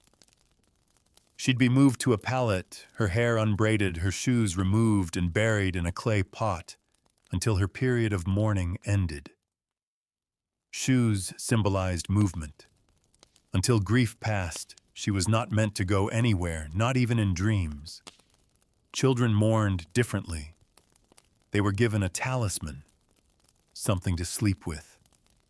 A button from the deceased's clothing, a lock of hair, a coin kissed by the body before burial.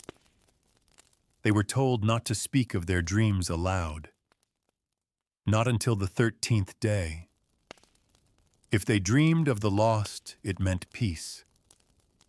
If they didn't, the soul might still be wandering. And yes, dreams of the dead were powerful. If someone you loved visited your dreams, it wasn't just memory, it was message. Most dream visitors came in silence. They pointed, they looked, they wept. Rarely did they speak. But when they did, you remembered every word. One man in Kent dreamed of his father standing at the foot of his bed whispering, "The key is not where you left it." The next day, the man found a buried lockbox beneath a tree. He never opened it. He simply burned it. Some messages are better left unanswered.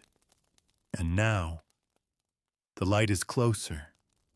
You feel it behind your eyelids. That pale pink glow, the kind that makes you squint even in sleep. But still, the medieval world doesn't let go of you. Not yet. Because the final ritual, it's not religious. It's not magical. It's remembering. You wake slowly. You don't move. You don't speak. You lie still and replay your dreams. It's not for curiosity. It's for safety. To remember is to anchor. To forget is to drift. Some people kept small dream books beside their beds. Scraps of parchment wax tablets, cloth journals. A few drew symbols, a face, a flame, a bird. Whatever came in the night, whatever visited was honored, even feared, even loved. Because the bed wasn't a place of escape. It was a place of witness. And yours. It has borne witness to 1,000 little deaths and resurrections. Every night, every breath, every whisper. It's almost morning now, almost. The birds begin. Not with song, just little clicks. Throat scratches, half notes. It's not light enough yet for a full chorus. But their awareness reaches you first, before your eyes open, before your muscles remember they're yours again. In the medieval world, this was the true marker of morning, the animal awakening.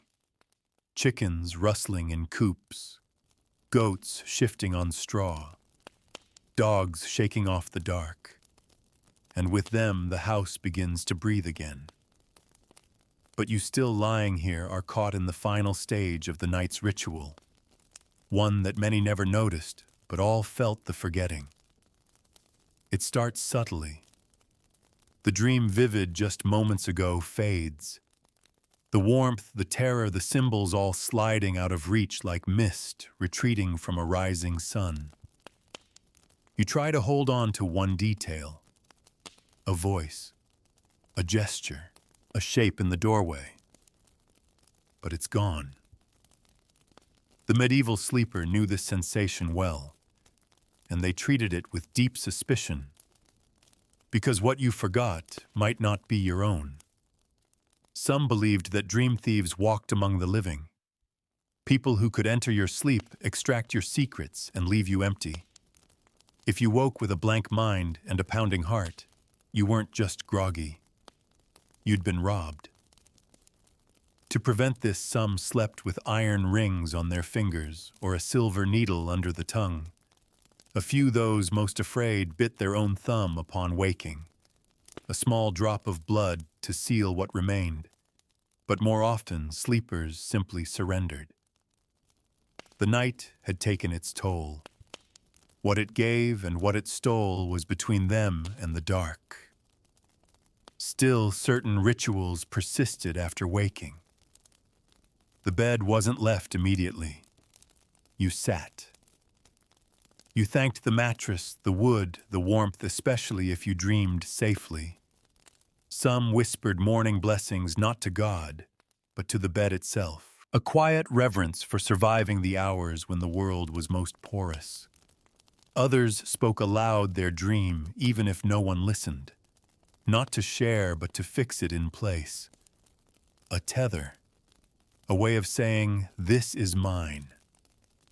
No one may take it." And there were those who never spoke their dreams at all, who believed silence gave the dream time to unfold in real life, that each word spoken aloud unwound the thread a little more. They carried their dreams in silence like talismans or warnings. Now the household begins to stir. In a village, the baker is stoking his oven. In the castle, servants are pulling drapes open. In the cloister, monks chant lauds. The rhythm of day begins again. But the night doesn't vanish. It never does. It just recedes. Like a tide, leaving behind its seaweed, its bones, its salt. And so the sleepers rise. They dust ashes from their feet, pull pins from their pillows, shake off dreams, check their linens, murmur the first word of the day, and step carefully onto the floor. Because everyone knows the night doesn't end. It just waits. Beneath the bed, behind the curtain, in the cool spot on the mattress that no one remembers lying on. It waits for dusk, for the candle, for the prayer, for the rituals to begin again. And you'll be ready. Because now you've heard the stories. You've walked through the chamber doors, pressed your fingers to the mattress, whispered into the stillness. You've survived the night. And now at last you may rest. You did it. You made it through the most unsettling, peculiar, and haunting bedroom rituals the medieval world had to offer. You traveled through monasteries and manors, cottages and cloisters. You shared your bed with strangers, saints, and spirits. You watched the candle flicker. You heard the knocks. You counted the rituals not for curiosity, but for survival. Maybe you didn't realize it, but every part of the night had a purpose, a system, a story. Nothing was random. Every herb under the pillow, every prayer at the threshold, every whispered name, it all belonged to a larger tapestry woven from fear, faith, and folklore. Because in a world of plagues and poverty, firelight and famine, sleep wasn't just a necessity. It was a gamble. And the bed, it wasn't safe. It was a place of power, of punishment, of revelation. You don't need to remember every detail. Not the bones beneath the mattress. Not the bells on children's ankles. Not the stories of dream thieves or ash circles or iron under the tongue. You can let all that go now, because your body is soft again. Your breath is slow. Your room is quiet. Whatever shadows you carried in with you are softer now, blurred at the edges, fading with each blink. Let them fade. Let the stories settle. Let the rituals pass you by like a distant chant at the edge of sleep. You're warm. You're still. You're safe.